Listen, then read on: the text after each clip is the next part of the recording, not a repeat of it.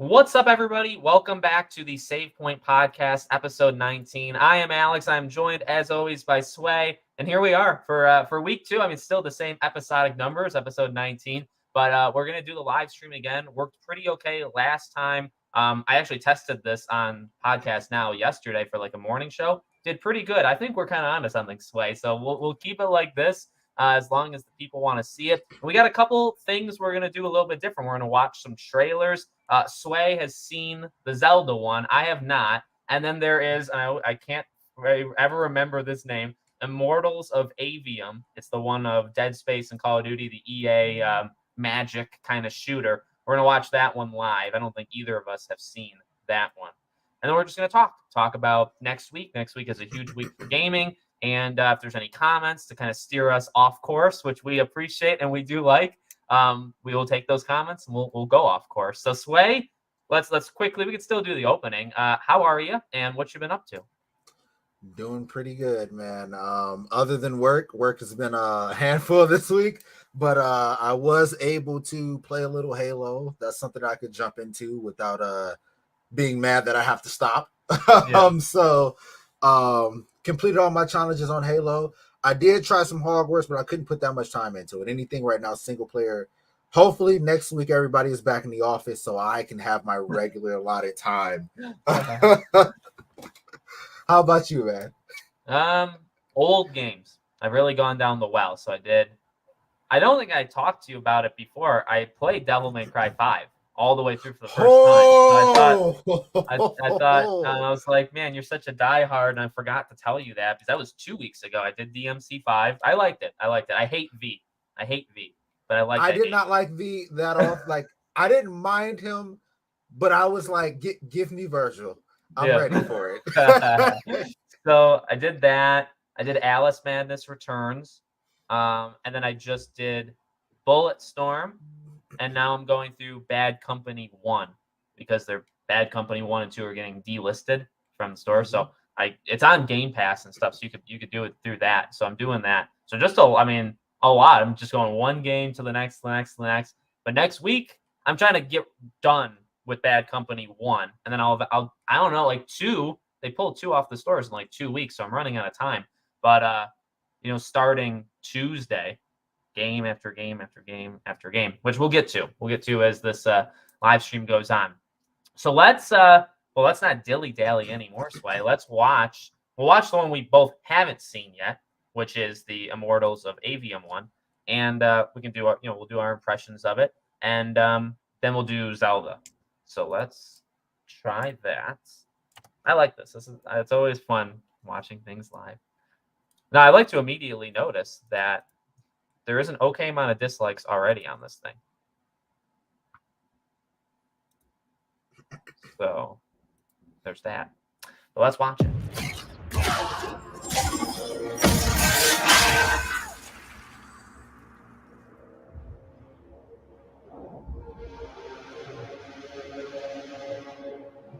I like the colors, though. I'm a sucker for colors. Yeah.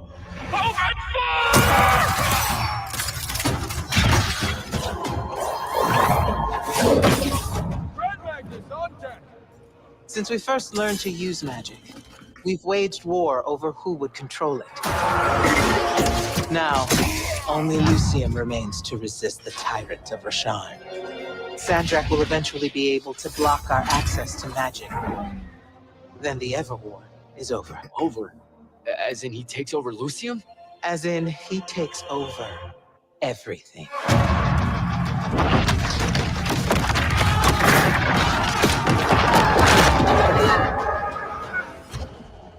The guy didn't even try to grab. No, he didn't.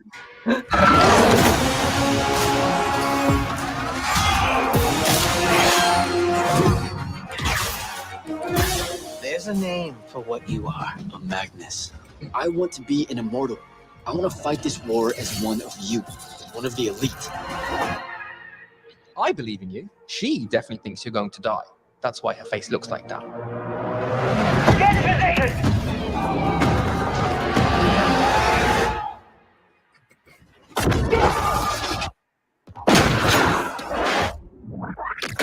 Sigils up!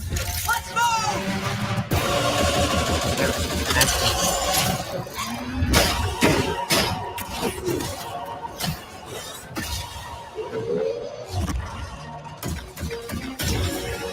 You walk towards your doom. Doom and I are old friends.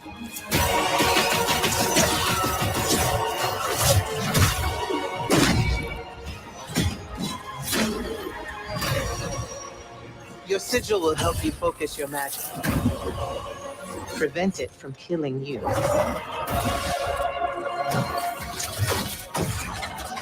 I found a child whose new powers could make them a threat to the kingdom I protect.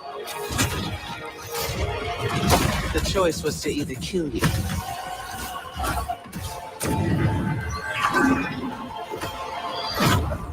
or turn you into a weapon against Rasharn.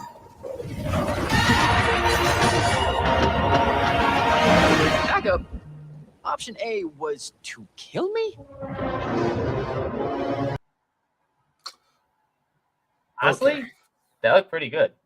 Same. The only thing the story, everything that they set up, I love it. Like I was interested. It was when it got to the gameplay where I was like, it could be hit or miss. I can see. So I'm actually the opposite. I actually think the story is potentially the issue. Too many weird names. Well, I mean, it's like a sci-fi kind of thing, right? Magical. The gameplay, here's what it reminds me of Ghostwire Tokyo immediately, but faster, and then magic. So I kind of like that because I like Ghostwire Tokyo an okay amount. I think some of those abilities they were doing with like the multiple shots, like the green, I think it could work. I think Ghostwire Tokyo kind of shows that, and that was slow. Ghostwire Tokyo, very slow, very rigid. This one almost like a Doom. Like, I kind of got Doom vibes a little bit. It seemed like a mixture of inspiration from quite a few games. And I guess that's why it was like on the hit or miss side for me, only because it was. So for me, it was certain things, like, for example, there are certain things that I noticed, like Ghostwire Tokyo, obviously, and also like a little bit of like how some characters in Overwatch have their abilities and how their projectiles work. And I have a personal thing where it's like certain abilities are like that when they're projectiles, they don't always seem to come across as impactful. So like, unless the controller has a vibration, or anything like that, I can't necessarily tell that there's impact there. Right. So it was just like one of those things where it's like me looking at it, it would be literally something I would probably have to feel. But I'm not against it or for it yet. It could go either way for me, but I do like the color palette. I do like the story. The comedy did not hit for me at all, though. Okay. So I'm about 50-50. Well, some details coming July 20th. So that's the release date. So it's fast turnaround. July 20th, PS5, Series S and X, and PC. Obviously published by EA. Single player Magic FPS from the creators of Dead Space and Call of Duty, which is odd because I don't get Dead Space at all from that. 25-hour story with branching paths, gear upgrades, and Metroidvania elements. So I did not know about the Metroidvania thing. That's kind of cool. That's interesting. And then varieties of spells to master. I think it's $70 bucks. So full price game. Modern day full price game, I suppose, right? It's not 60. So that'd be something. But you know what? Honestly, the release date is a huge benefit because July, there's nothing in July. And really, like, you get to July 20th, later in the month, you've already gone like 3 weeks with there being nothing. And then you still got like the beginning of August, which is kind of dead too. And it's like you may be inclined just to pick it up and 25 hours, that can get you through a couple of weeks maybe of playing just this game. So, all right, let me find Zelda here. Oh, it's the next thing from IGN. I'll watch the IGN one. And, okay. There we go.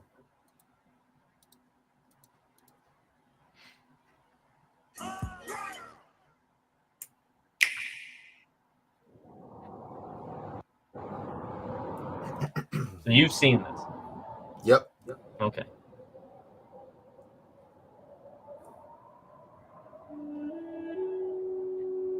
Let's see what copyrights Nintendo Nintendo hits us with. It's fine though.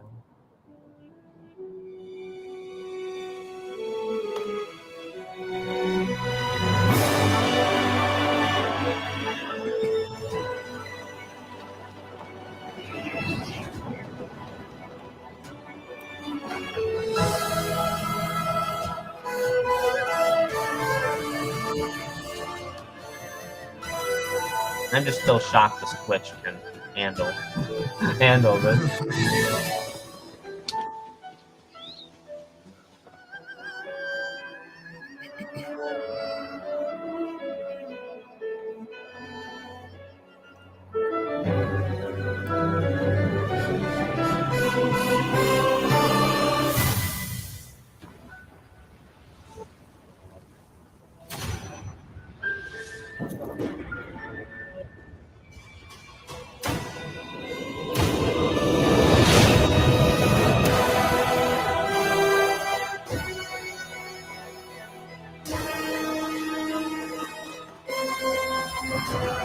Is that where people got dungeons from, or is there that? I saw some tweets about, that it kind of inadvertently showed dungeons.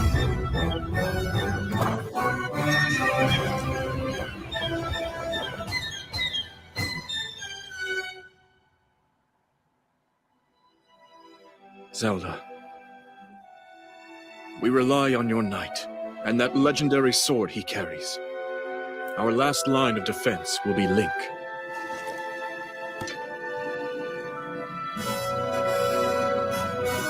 Link.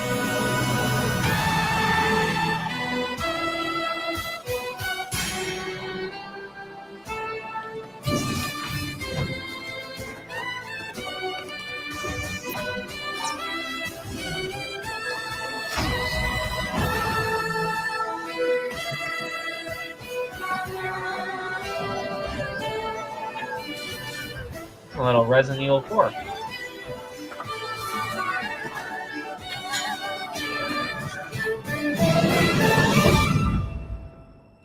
I know why I am here. It's something only I can do.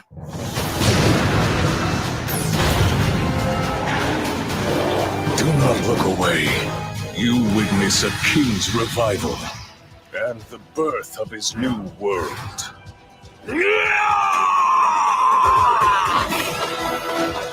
Okay, let's go!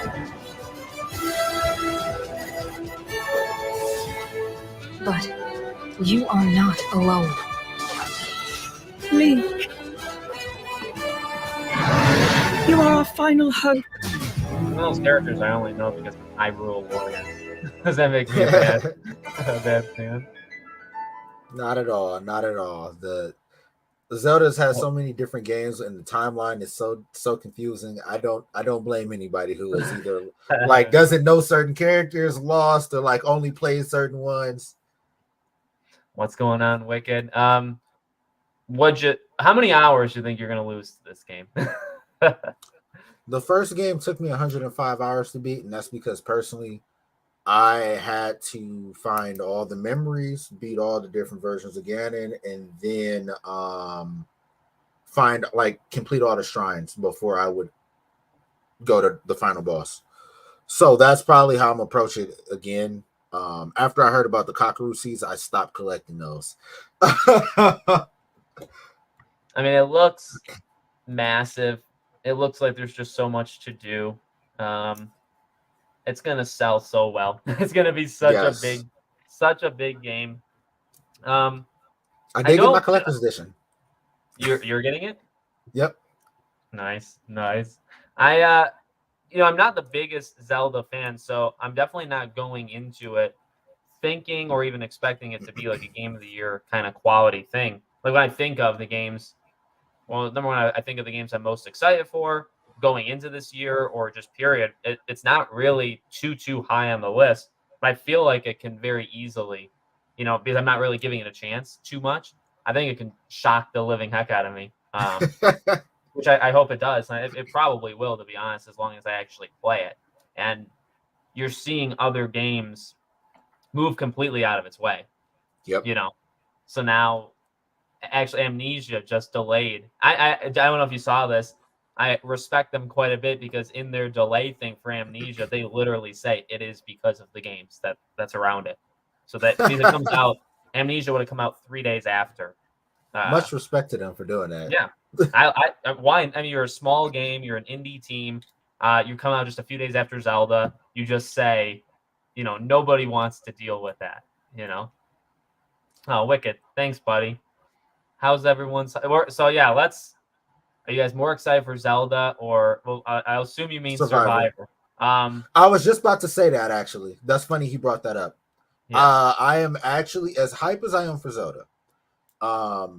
There's a list of games that I would say. Well, I don't know if it's a list, but I would put Survivor, Street Fighter, Spider-Man all above my hype level for Tears of the Kingdom.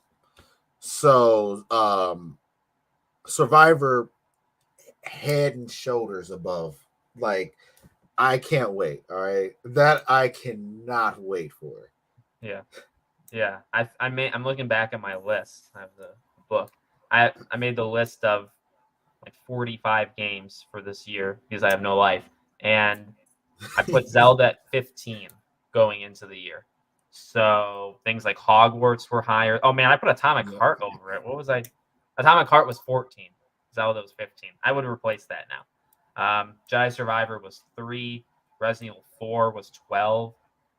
Final Fantasy 16 was higher. Alan Wake 2 is higher. Like, if you start to get into the games that you still assume are coming out this year, but like are starting to get a little more scary, like Assassin's Creed Mirage, like Alan Wake. Alan Wake is supposed to come out like in the fall, but we haven't seen it yet. I assume it's going to be at Summer Game Fest, which I can't wait.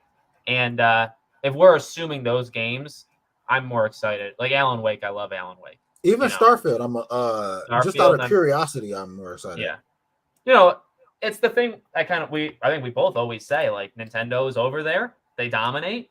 They, you don't mess with them. They come out and they just crush everything. And I respect that. And the game looks amazing. Like I cannot believe the Switch can actually Xenoblade Chronicles 3 in this game. I can't believe the Switch can run it, to be honest. I cannot believe it. But and I'm sure it's going to do so well. It doesn't. I guess where I'm coming from, Zelda Tears of the Kingdom does not need me to like it to do. You know what I mean? Like, we can have our own kind of personal preference, but also be aware that the game is going to crush it no matter what we think. Who cares? Ultimately, who cares? But with Wicked's thing, again, appreciate it, buddy. Not just the Zelda Survivor thing. Hope everyone's hyped for at least one game in the next few weeks. So let's use that as a jumping off point. So here's what we got. Tuesday, we got Minecraft Legends. Wednesday, we got Horizon Burning Shores. Thursday, we got the first date of Crash Team Rumble, the beta. And then Friday, we got Dead Island 2. So we don't have to go over all of them. Let me just start with, out of those, what are you excited for? You don't have to rank them. Is there any ones you're excited for more than others? Are you getting any of those 4? Probably not on day one for any 4 of them, but Dead Island is the one where I can easily see myself making an impulse decision. Every time I see it, I'm getting more. It looks good. It looks really good. So yeah, I am. That is probably where I'm going to go with it. I would, if Survivor was not coming out this month, I'm almost certain I would have gotten Dead Island 2 day one. Yeah. And I might have picked up one of the other 3, but Dead Island is just. Yeah. That's fair. Because, even for me, I'm not at like the panic level yet of like not really knowing how I'm supposed to be playing or covering these things because we haven't gotten, like, Monday night I'll start to freak out. But most likely Minecraft Legends will be a one-day thing. I'll play it that Tuesday, and then it'll be a game that I come back to if it sticks. And because it's on Game Pass, I spent no money on it. I don't really care, right? Then you got Horizon. The issue is Horizon because Burning Shores looks incredible. I do like Horizon quite a bit. If it's even like a 10, 15-hour thing, I'm going to play it. But then you got Dead Island 2 days later. Crash is only a 4-day window, too. You know what I mean? Crash is Thursday through Sunday. So like, do I just play Crash that entire 4-day stretch? Because then it's gone until it comes out in late June. So, but then you got Dead Island, and then ultimately everything stops for Jedi Survivor, And that's if I get Jedi, not to like pat my own ego, but like, what if I get Jedi Survivor early, which I'm praying to God. I'm on EA's list. I don't know if they're going to do it, but I have actually been given EA games before. So I'm hoping. But Jedi Survivor the week after, that hurt like that. And then I think Jedi Survivor really hurts Redfall. Because Redfall's 4 days after it. I don't know. Or am I going to be done with Jedi Survivor by the time Redfall comes out? Probably. I mean, maybe. Depends on how fast. But if it's like a 25-hour game, 4 days, that's a lot. That's 7+ hours a day, which I can't. Yep. I can't really do that. So it's going to get nuts like now. Like this is it. Yeah. Next Thursday, we're in it. Redfall, then Zelda, 10 days later, and then Amnesia, and then your personal fave. Then we got the Street Fighter, Diablo back and forth. I think yeah, and Zelda's one of those games where it's a lot of hours. So I'm mentally preparing myself for that because it's the way I describe it is one of the best games I've ever played in my life. Breath of the Wild was, but it's one I have no desire to go back to, but once a generation, and that's probably when they release another one because it is so the way I approach it is so overwhelming. But Fallen Order is where everything stops for me. Crash, I'm gonna try no matter what. I'm gonna give that the beta. I'm gonna give that a try, and Dead Island is a toss up at this point. I feel like right now that's also 50-50 if I get it. Like it's not even a definite, like I'm not gonna get it day one. I am, but I truly don't know. But every day that draws closer, I'm like, hey, I might have to Juan, what's going up, buddy? Glad you can make it. If you were to rank those four, so Dead Island, Crash, like a tryout period, I suppose, Horizon, Minecraft, Legends, what would do you have a ranking in your head? Dead Island, Horizon, Crash, Minecraft. That would be it. I think that's mine, honestly. Dead Island may switch with Horizon. I wouldn't like put up a fight if you wanted to switch those. Horizon just looks so good. Dead Island is almost unbelievable it's actually happening. Yes. Like, you know what I mean? Like it's mythical. There's no guarantee it's good, but I think it actually will be, to be flat out. I do think Dead Island 2 will be a very solid, very good game.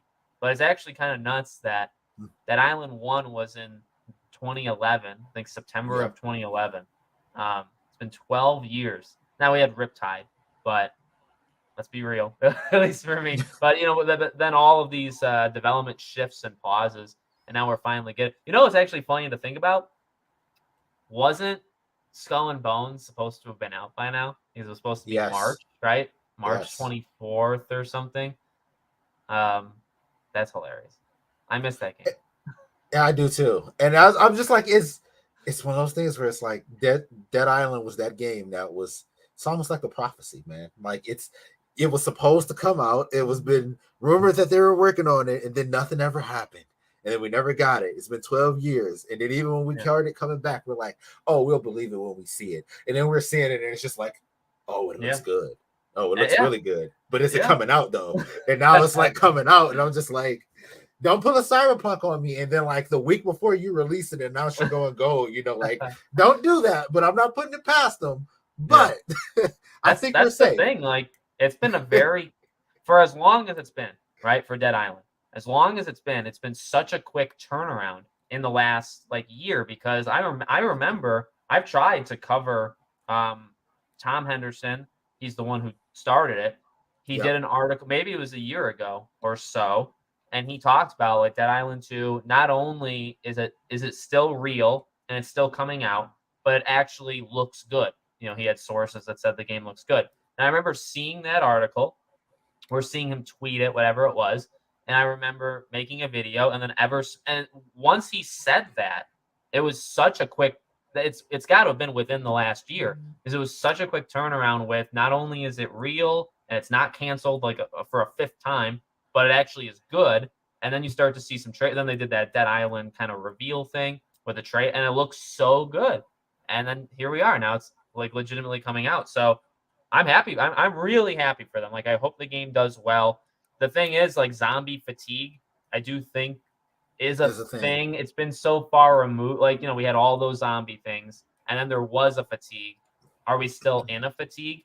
Like, Dying Light 2 did pretty good from from what we saw at least last year. Like, it sold well. So I hope that basically what I'm saying is I hope Dead Island sells well. I hope that they're rewarded for, making a game that and I think there's still people, because if you're not like in the news, you may like legitimately like, oh, is the game actually coming out though? It's like, yeah, it really is, Yeah, I think that this will sell well. I think it will definitely sell. I wasn't so sure I'd buy Zelda, then came the direct a few weeks ago and caught my attention. Now today I can say I will play it, no questions asked. Yeah. There's been some back and forth.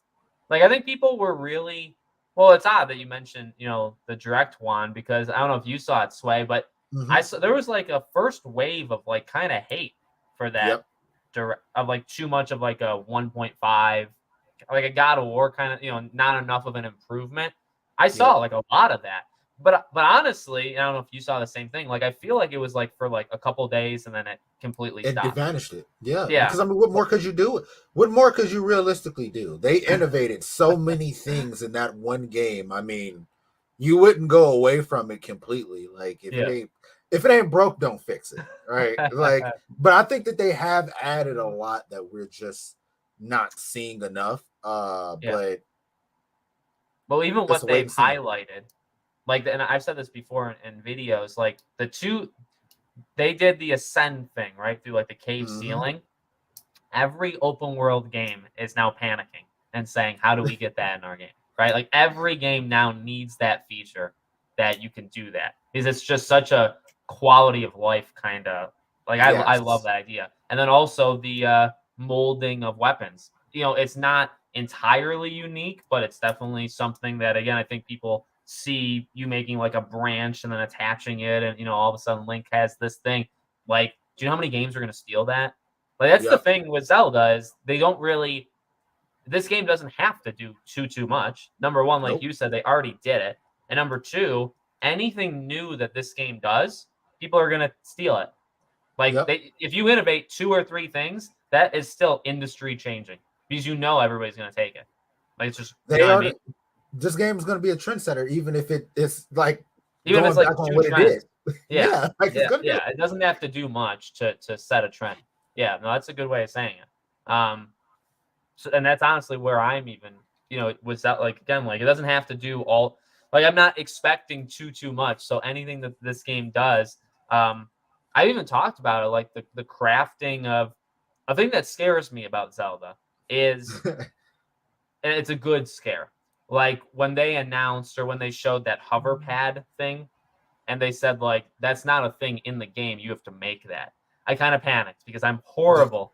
Like, if you have to make a boat, which you do, I can't, a lot of that stuff doesn't come natural to me. So I feel like Link is going to be climbing a lot, gliding a lot. Like, it's not going to be a lot of, but the things that people are going to make in this are going to be awesome. You can't do mods. Nintendo will come after you, so don't even try it, right? But the things that you could probably do within that world are probably going to be very cool. And I'll just probably maybe I'll watch people do it, and then I'll try to replicate it on my own, because I'm not that kind of creative. I'm creative in other ways, but I'm not creative in that way. I'm not going to be able to think of those things. The thing I appreciated about Breath of the Wild that caught me off guard was that creativity. Like, there was times where, like, I would stock up on food, honestly, because I did not feel like going about it the right way. So, like, there would be certain areas, like the volcano section of the map, and like, I didn't have the proper armor. Now, I knew what I had to do to get it. I didn't feel like doing it, so I stocked a whole bunch of food. Did this exact thing with the more colder region, and I literally just toughed it out until I got to the place where I got to a shop, equipped it. I was good. So it's you can handle even the shrines. Like, I I solved a bunch of shrine puzzles. A lot of them I did the way that you were supposed to solve them because I wanted to figure them out.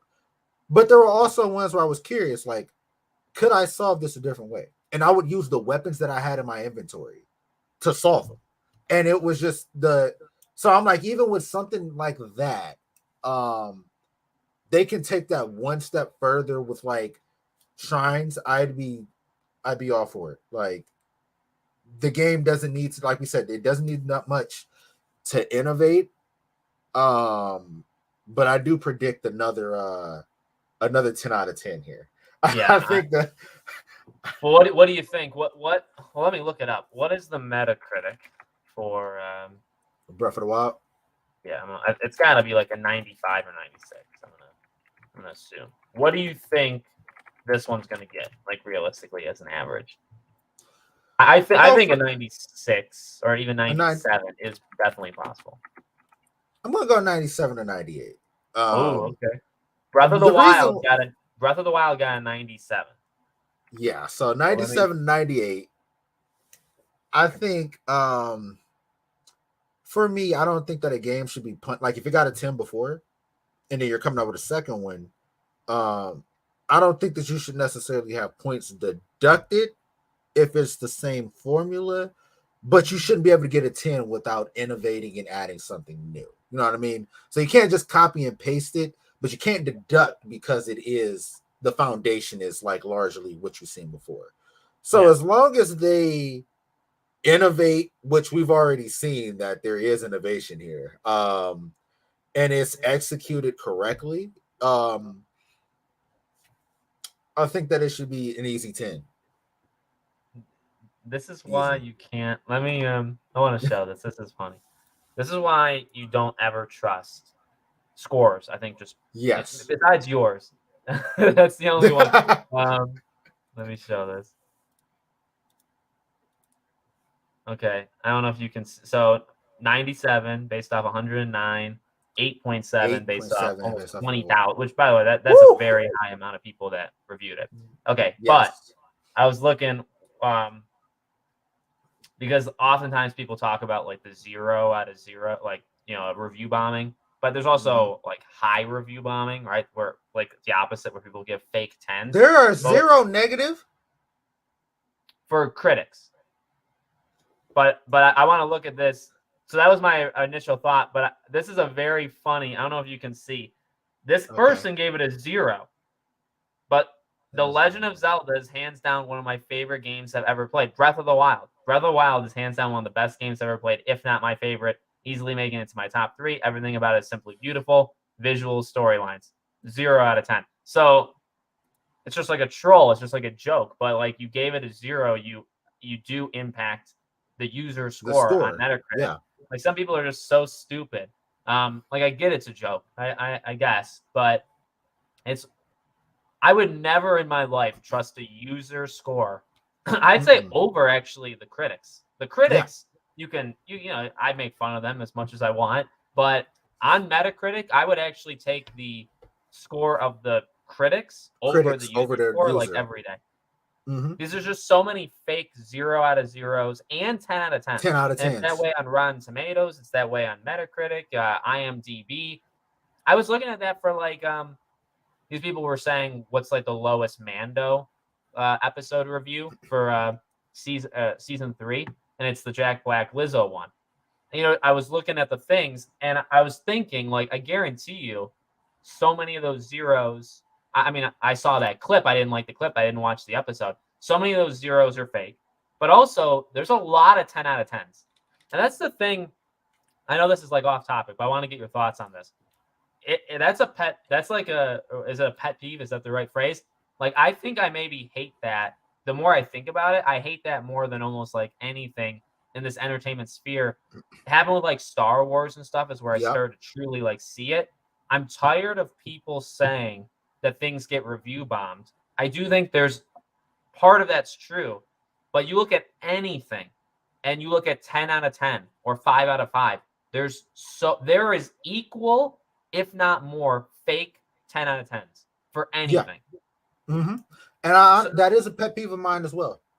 I strongly hate that. I think that what they should do especially like with the technology that's been implemented now for movies and games, I would like to see a system that works like Steam, where you cannot review it Yeah. unless you have purchased it. So like on Fandango, uh Yeah. you just you show can't, your or like your ticket. movie tickets, yeah, like where there Yeah. should be a code on a movie ticket where you type it in and Yeah. that's accepted. I don't know, like I know that's a hassle probably to implement, Yeah. but I it's think one one of that's them has needed. that. I think does Rotten Tomatoes have one of them. I think you have to show some sort of proof that you saw it.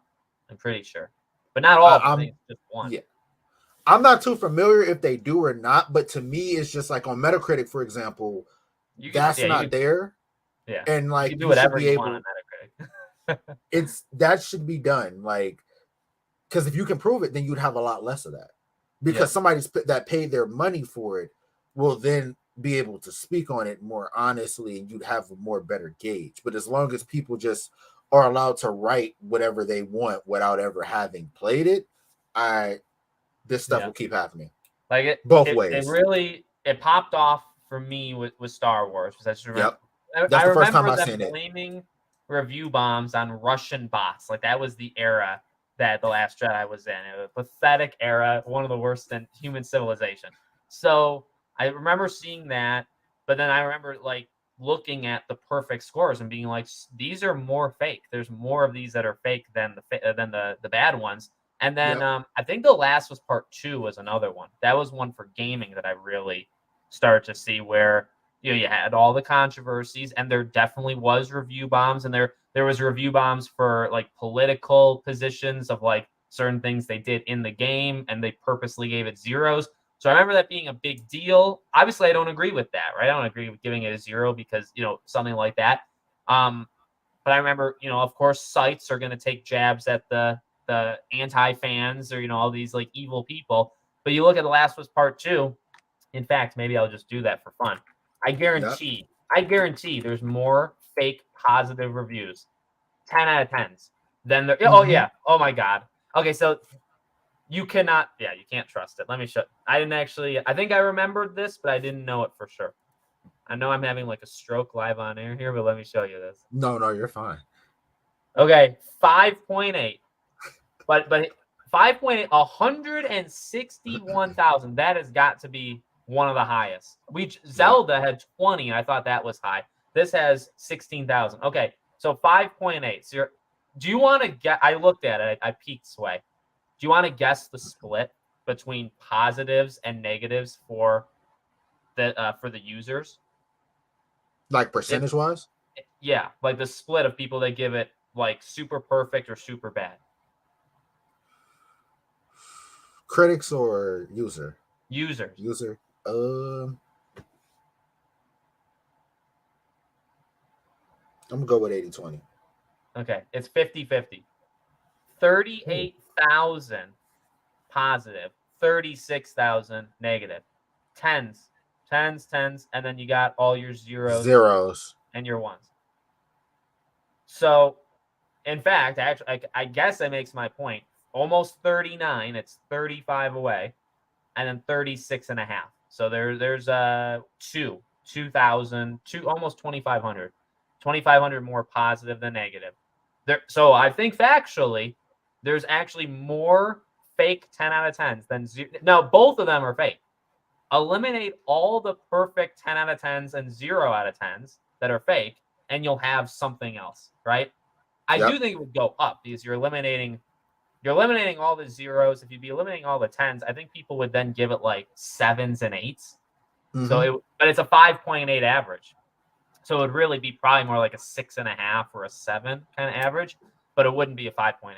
So yeah. See, I remembered the user scores for The Last of Us being a joke when it happened. I didn't know. I forgot that it was how like bad this, it was. that it was this Yeah. split. And I think that even on the critic side, the one that gave it a 10 out of 10, like I always tell people, like, if I was personally, like, I think that it was a 9. I can't give it a 10. The Last of Us, or there's Zelda? The Last of Us 2. Okay. Because there's a lot of things that the same companies that reviewed it that gave it a 10 dock points for criticizing other games for. Specifically story elements, that I'm like, you can't like let certain things slide that you didn't let other games slide with. You know what I mean? Like, it is a beautiful. It plays great. I think gameplay is the most important part and should be the biggest part of a score for a game. And I think that it had enough going for it to get it a 9, but a perfect 10, no. It was far from perfect. The story was far from perfect. 8 or a 9 is where I would say. I always held the controversial opinion with this game that it should have won no Game of the Year at all. Agreed. No matter what, Agreed. because it is controversial, and I'm sure you could probably find examples to go against me. So, it's just kind of off the cusp here. But a game, even though like it's a 93 critics, right? But a game that is literally 50-50. It's split 50-50. I guess it would almost be like a president, like a Biden or Trump in either of those eras. Neither of them should ever win like a Person of the Year award. I guess that would be like an extra, because if you're so split, if you're literally 50-50, if 50% love you, 50% hate you, how can you give it the best? How can you give it an award for being the, you know what I mean? Because it's all find an Game of the example Year where is all critics. It's all critics in the industry, and the fans' votes don't have that much of a like power over Game of the Year. Like, it doesn't hardly, and that's why it is the way that it is. I guarantee you, if fan votes were like had the same like impact that the critics votes did, I 100% guarantee you that Ghost of Tsushima would have won that year. Okay, I think Ghost was a better game, to be Same. honest. Yeah, that's the thing, right? Is critics, most of them did look at this game as a Game of the Year.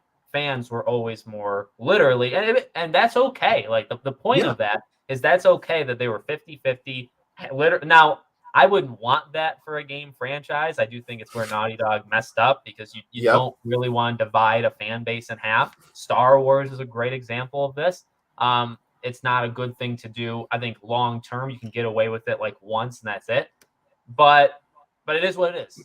Half loved it, half hated it. I just don't think with that kind of like general populace opinion, you can award something the best of all. Because even if a game has like 80%, like 80, but maybe like 80% like it and 20 don't, isn't that a higher group than The Last of Us? That, you know what I mean? Like, it may not be better. Those 80% that like it may have given it an 8, whereas the 50% for The Last of Us maybe gave it a 10, right? So like, it's a higher score for The Last of Us than, say, Ghost. But Ghost, say, has 20% who don't like it, whereas Last of Us is 50. Well, doesn't that say something about those games? So how can you give The Last of Us the Game of the Year? Half the people in the, but I guess you don't know that, right? You're just looking at scores. I guess you don't know for sure that like half the people hated it, but I don't know. I mean, like, YouTube likes to dislikes is a good indicator a lot of times. It got a lot of dislikes. People were supporting people that hated the game, right? If you made like an anti-Last of Us video, that got support, I'd say equal to talking good about it. So I really do think it was half, 50-50 for Last of Us, And I think that it's one of those things where it's like, if you have any type of controversy, it's exactly what you're saying. If you have a split, like if it's split, but then there's another game out there that's unanimously loved by everybody, like even if you say Breath of the Wild and The Last of Us, and say if Breath of the Wild came out the same year that The Last of Us 2 came out of, Breath of the Wild is more unanimously loved by critics and fans more than The Last of Us 2 is. And let's theoretically say that The Last of Us 2 had more people that liked it. The divide is much less on the other side. There is no debate that this is a good game. There is a debate over on this side that this is a good or a bad game. So you got to give it to the one that there is no debate. Right. Yeah. Exactly. That's how I look at it. Even if there's more people by percentage, and even if the people that like it more, right? If you have two different games and there's people that like them, even if Last of Us, say, was liked more, you still have half the group that hates it. Whereas Zelda, it's 90-10, 95-5, right? It's such a low percentage of people that don't like that game. Maybe you don't like it as much as the people who like The Last of Us as much, but there's not a split. There's not as big of a split. So Zelda would get it. And that's how I would look at it. That's how I And would not to look at it. mention, the Go one ahead, go that ahead. has the most people liking it is probably because it's a more popular IP. It doesn't make it the better game. And so Right. that's why that number might be larger, but Yeah. that doesn't indicate the contents of the game itself. Right. So that's why I say like that is a perfect way to look at it. Yeah, that's a good point. Well, you could look at like Plague Tale. Plague Yep. Tale Requiem is my favorite game of last year. I think it's the best game that came out. What do you want to say? Like 1-2 million people played that game. I guarantee you, games that won Game of the Year award last year, I don't even know which game did. They probably had more players. But like Plague Tale, I can't find somebody who played Plague Tale that have said they didn't like it. You know what I mean? Like I think everybody who played it liked it. So I guess maybe that's a stretch, just to kind of keep things real. But yeah, that's how I look at it. Now, if you're judging by yourself, it doesn't matter what anybody. You know what I mean? And I think That's how I recommend. Yeah, right. That's the better way of doing it. If you're like, if I'm giving a game of the year for my game, and you pick or you did, and you picked The Last of Us, that's totally fine. It's your game of the year. But when you have like the Game Awards, which is like this industry standard, you're not picking it from like one person. You're picking it for like the entire population. So it becomes bigger than you. You know what I mean? Yep. And that's something I Not have to to look at mention- for like Plague Tale, right? So like I Yep. gave Plague Tale Game of the Year, but if I'm Jeff Keighley, if I'm the Game Awards, I think I would look at it differently because I'm not Yep. deciding just for me. I'm deciding if I'm telling anybody, a stranger on the street, this is the game of the year, there's like weight to that. Way more weight than just Alex saying it, you know? And it probably would help in the future. I think Jeff learned this, not to theme your award show around a specific game. Yeah. Because then it's gonna seem like the fix was in from the beginning. And that's how a lot of people Well, they've done felt. it. He did it. He's done it twice. Last of Us and Elden Ring. Really, those. Oh yeah, he did. That's what it was last year. It was Elden Ring, right? And I think that's fair. See, if I was deciding Game of the Year for everybody last year, Yep. I do Elden think Ring Elden would Ring have been it. deserves it more than Plague Tale does. But selfishly, I think it is Plague Tale, to be honest. But that's a perfect example right there. But yeah, and Jeff's got to get away from. It's so obvious.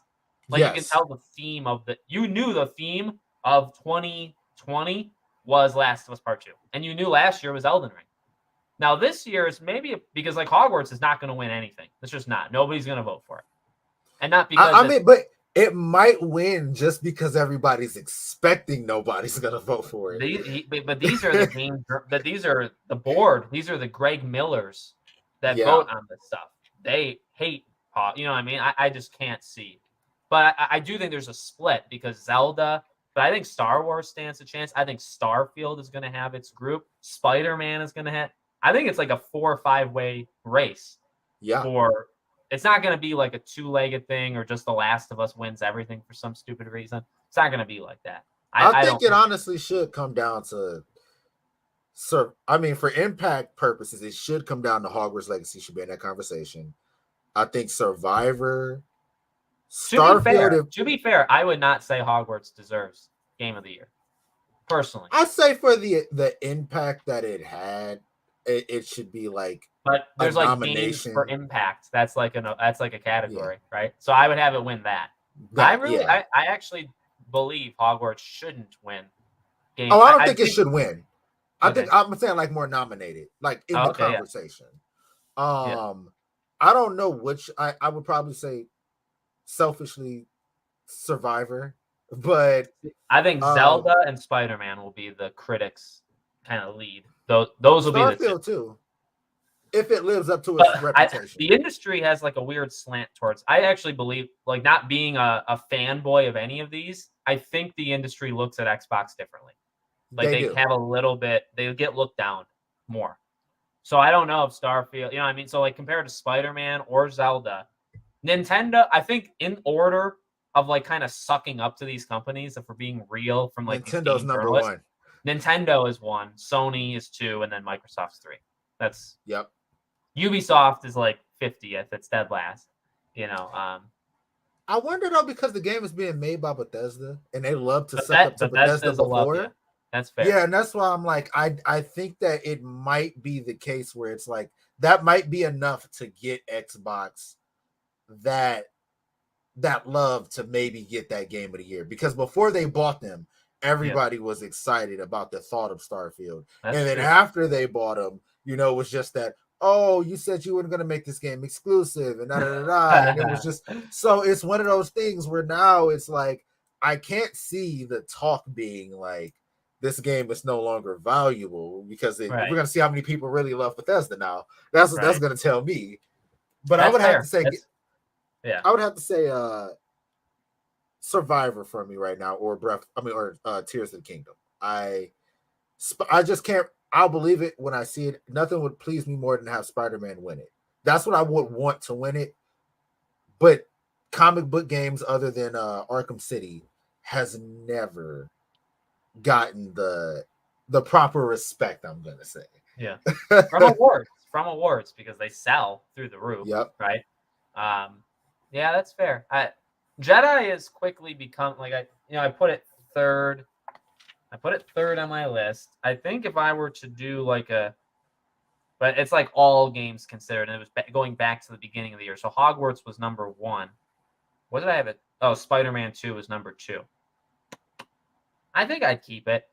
Like Hogwarts, if I were to do it now, Hogwarts would not be number 1. But yet again, it's out. You know what I mean? Yeah. So, but Jedi Survivor it was third on the list, and I've made more videos on Survivor than I thought I was going. Like I've made 10 videos in the last 2-3 weeks on Jedi, and I'm happy about it. And I didn't think I would do that though, to be honest. I thought I'd run out of ideas, but I'm not. I want to get to some of these older comments. They show a wingsuit in the Zelda. Yep. A slider type review with individual scores, story, gameplay, performance, kind of like yours. Almost. Yeah. A little bit different, similar, I think. Similar. Yep. Yeah. Honestly, he's got his head on his shoulders. That's a lot of what Faye is planning. Dear God, I remember that era. I think that it was the Russian bot thing. That was we need to eliminate that era period. Easier to find fake reviews that way. If you show that they're buying it, they have to buy it, maybe. Yep. Speaking of Last with Part 2, how do you guys think the show will change in season 2 from the game? I feel like they might split the second game into 2 seasons. Yeah, I think they will. I think what they should do, because the second season is going to make a lot of people mad. What I would do is, since there's a time jump between the 2 games, I would actually make a season on what happened in between that time jump.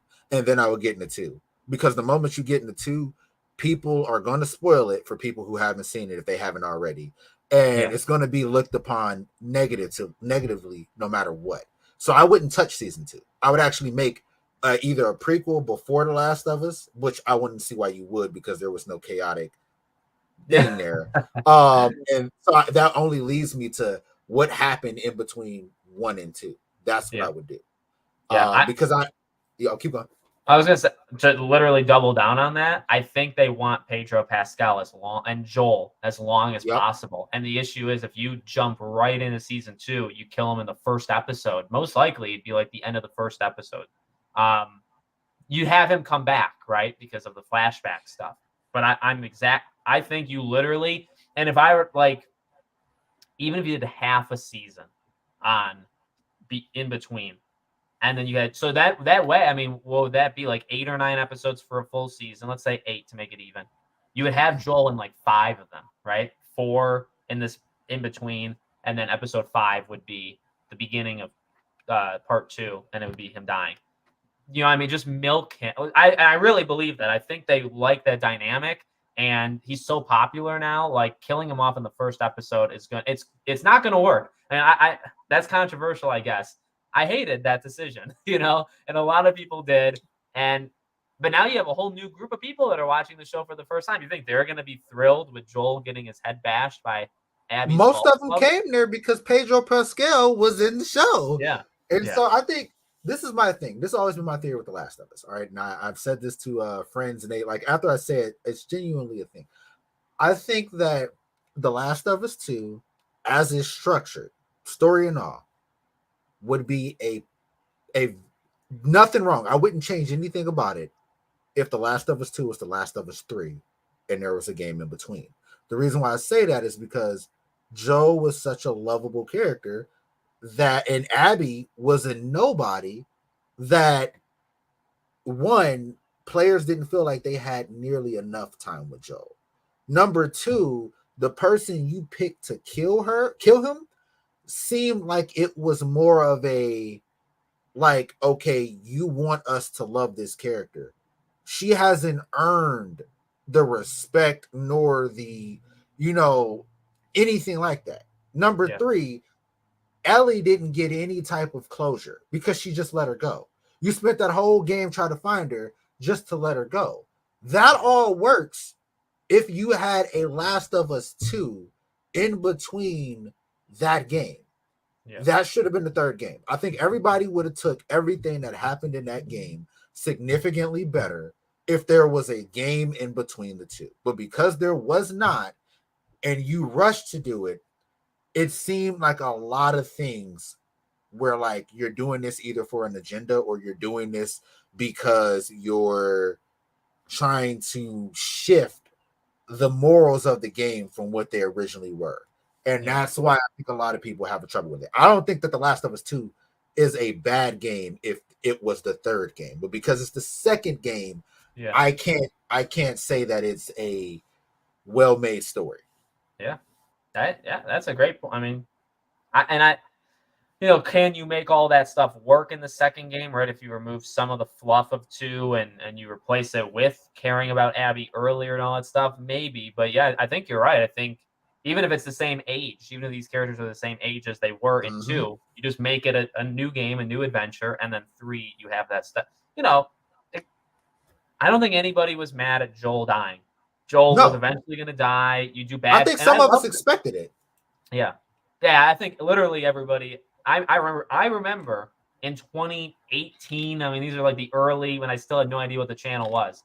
I was making theory videos on, like, if you kill Joel in 2 or 3. Like, it was definitely an agreed upon thing in the fandom that he will die, but just which game or when or who kills him, right? But it was always that he was going to die. So that was never the issue. It was, how it was all. Then you have the Neil thing of possession of the character, and he just believes everybody now. He just he's so nice and open to everybody knowing his social security number and all this stuff. Whereas in the first game, he didn't trust anybody, and that was like a life lesson he taught to Ellie. And then he just changed a little bit, just a tad, and it got him killed. I like the idea that, like, I'll tell you this. I don't know why this has become a Last of Us podcast, but I like it. I like the idea that a small mistake, because it does happen in life, in politics, in sports, in anything. A small mistake can at some point, like, explode and become. I don't ever want that to happen to myself, but I like the concept of that. So I do love the idea that if you slip up one time in the world of Last of Us, you're done. And Joel did. So to a degree, I like that. To a degree, killing the doctor, you don't know how that's going to come back to haunt you. And that's just one of the 500 people you killed in the first game. Anything could have happened from any of those families or ties, right? I love that. It's really just Abby, I guess. That's what I say. Like, it's just Abby. It was a character that came out of nowhere. They made you kill your favorite character, most likely, like talking to the general audience. And then they make you play as her. And then the person that's supposed to get the revenge back, the closure for the fans, did not do it. So it was like, you can't, that's why I say I can't call it that. If it was the third game, I would say, okay, that's beautiful. I get everything you're going for here. But because you did it immediately after the first one, I'm like, it doesn't work here. It didn't help expectations. I mean, it's fun to think back. I mean, there was, including myself, the excitement for this game was unbelievable. Yeah. Almost never, like, in terms of a Sony game, I don't even think Uncharted 4 had that kind of hype. And that you knew that was the end of Nate's journey. and I still Yep. think Last of Us Part 2 had more behind it. So that did not help. That did not help because Last of Us 1 is one of the best games to be made. I Yep. genuinely do believe that. And so many people love it. It sold so well. It surprised people. It showed Naughty Dog could do something besides Uncharted in the modern day, I guess, not Jack and Daxter and stuff. And then they did what they did. So, all right, we'll get to these last few and we'll hop off. They could end the in-between season with Joel and Ellie's argument about the hospital, but he said, "Oops, I changed the cast." I mean, they could just if they did it at the split when you switch to Abby, if that was the ending of the season, and I could see that, but I think the closer we get, I think they want Joel in it a lot, way more than he is in the game. So I think they'll do something prequel wise. What's up, y'all? I got a question for Forum Beginning. What y'all would think if Rocksteady did something different and made a Batman game that's set in a different universe, which would happen in the 1940s? Oh man, like a noir, or how do you say it? A noir. Noir. Yeah, however you say that stupid word. I would like that. I'd be for it. Especially with Batman's Rogue Gallery, you can get like a lot of the more, I'd say, like crime family villains that way. You wouldn't get anything supernatural, but I would love that because that means that it would be like the Batman for me. Like the Batman, surprisingly, this might be controversial. The Batman is my favorite Batman movie of all time. And it was because it was more like the original detective comics for me, where you were actually trying to solve things by using those detective skills, and it was less on the more extra aspects of Batman. And I think that would work great. I think they can get a really good story out of that. Yeah. And then maybe we'll end it on this. When do you think we'll get some news from Monolith about Wonder Woman?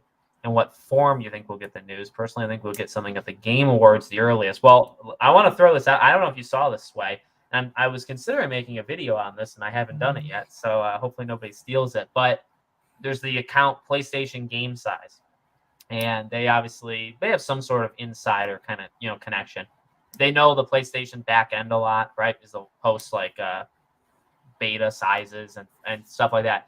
So they did like an Ask Me Anything like a week ago, and I was like, well, I'll check. Like I won't ask, but I'll check out what other people are asking. And now again, I don't know how plugged in this person is to the industry. Obviously, he knows the store's architecture, and this has nothing to do with it. And somebody asked, when will not even when do you think we will? When will we see it? And Wonder Woman. And he said Summer Game Fest or Gamescom.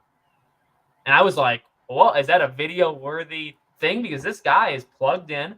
I don't know if he has sources in Warner Bros. I don't feel like he does. Maybe it's an opinion, right? Maybe it's just his thoughts. He certainly didn't say it like that though. And I was like, oh man, if Jeff walks out there and drops Wonder Woman this summer, next month, 2 months, that would be nuts. Because I'm kind of expecting Game Awards as well. I'm not really expecting the summer. It's crazy you say that. I had not heard about that story. I do not know anything. I was going to say Summer Games Fest. Okay. Yeah. And only because they gave us a cinematic trailer. And that was like when? That was Game Awards 2021. Yes. So it's been a year and a half almost. In my mind, they have had more than enough time to put something together to show you.